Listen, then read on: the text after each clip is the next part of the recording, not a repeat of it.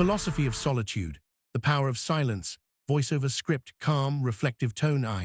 The forgotten art of being alone. There was a time when silence was not rare, when the world turned slowly and the space between thoughts was wide enough to breathe in. Now, we live surrounded by sound, messages, screens, voices, noise, a constant hum that fills the air and the mind. In this age of endless connection, solitude has become a stranger.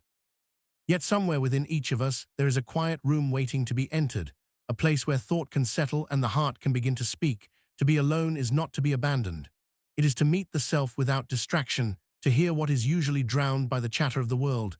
Many fear solitude because it holds up a mirror. It shows us what we avoid, the unfinished work of the spirit, the unanswered questions we postpone. But solitude, when entered willingly, is not emptiness.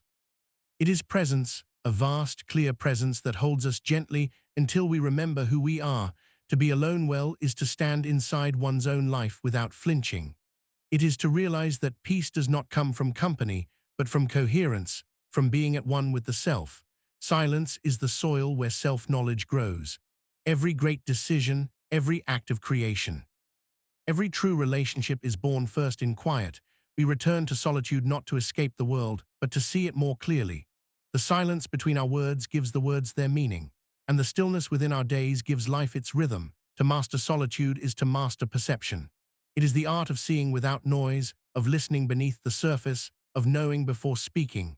In solitude, we rediscover simplicity, the kind of simplicity that does not shrink life, but clarifies it.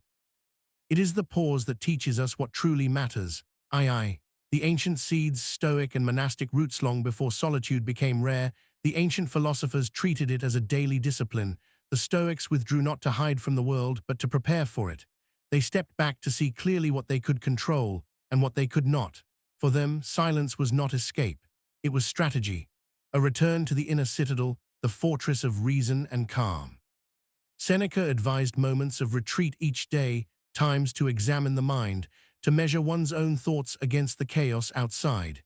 He believed that without reflection, action becomes blind, and without solitude, wisdom has no root.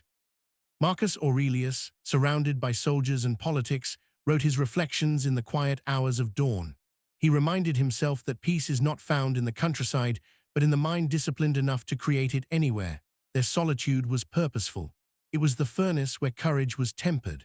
By being alone, they learned not to depend on praise, not to collapse under criticism, not to trade their inner compass for the approval of the crowd.